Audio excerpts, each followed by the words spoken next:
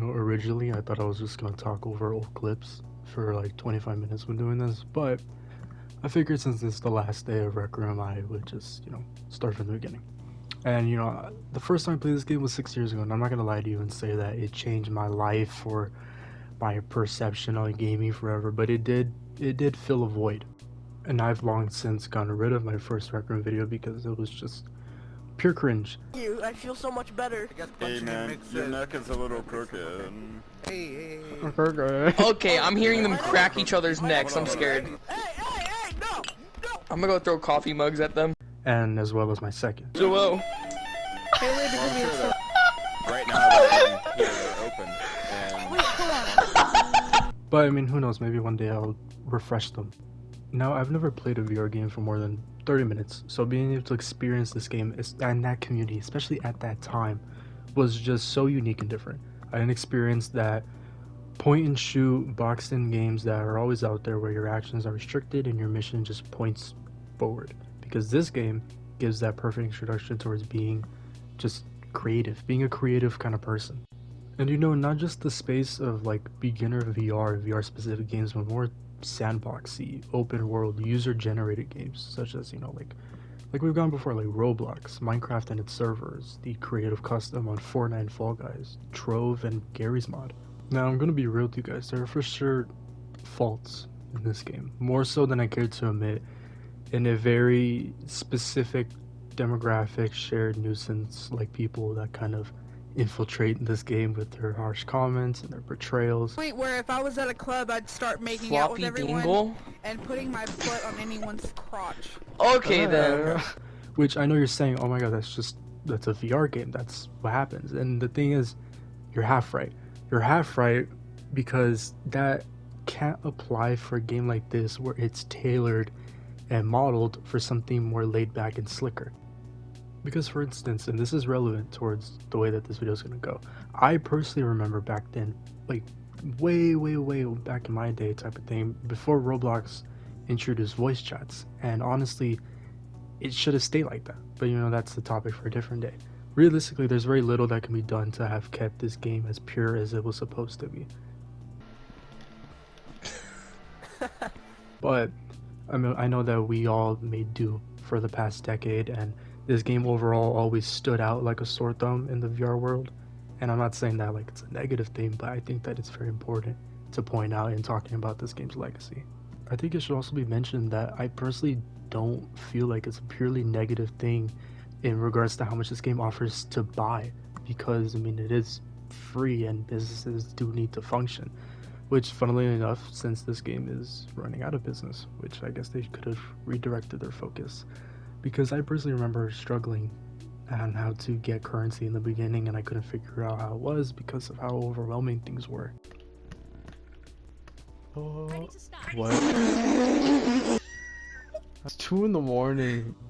So then overall, what do we have? We have free to play, we have not just restricted to VR, we have being called to maneuver. Rec Room built a cheerfully goofy community that funnily enough has expanded more so right now than in a long time because of its fucking impending doom. Now let's play a game. Let's play a scenario if it mysteriously were to come back in a week, or in the form of like, I don't know, Rec 2 or some shit like that.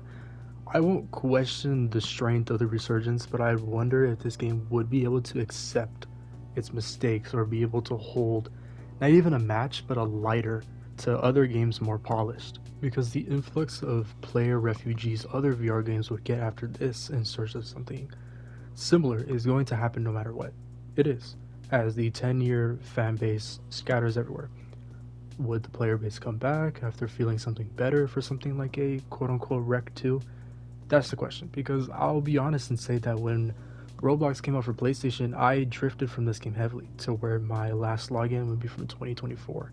That's why most of my Rec Room content consists of 2022 to 2023 content. This game made for a college range demographic originally, took on a plague later on throughout its life that could not be tuned out, unlike other games that I mentioned before where you can, and there's easier ways to tune it out. There's still other things that you can do and things that could benefit you, and it's unfortunate, but that's kind of how this is going to end. It may not be as convincing as other VR games or as polished or immersive, but it holds weight. And once you do find your go-to people and your go-to games, it is very hard to let go. One game could have lots of passion, and the other game can be made from sticks and pebbles.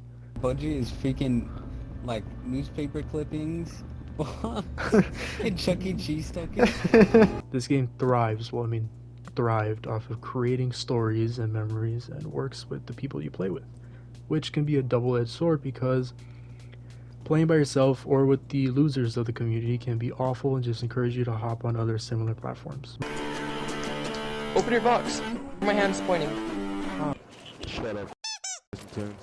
Just because you're bad. Realistically, it's games like Rec Room that work as benchmarks in video games and social events in general that allow people to be considered gamers without that strife, that tiring feeling of learning this part and learning the lore for this and then doing this, but then also being in this community and being good enough to do this, and it's annoying, while also being social with training wheels. And for me, I personally love to consider this game a benchmark in my personal channel and just among my friends. Overall, I'm happy to honor this game as my first review in a long overdue venture of trying to do these and writing these out as I'm going the past few months. And I think for this, I'm feeling it's confusing, but I'm feeling a 7.8 or 78% out of 10 or 100, depending on how you look at it. That's obviously still 100% good for me in my books, and I hope you guys agree. If you don't, feel free to leave a comment on your thoughts, and just don't be a dick about it. Let's have a very civil version of that. But yeah, subscribe, like, and I'll see you guys later. Hey, long live Rec Room.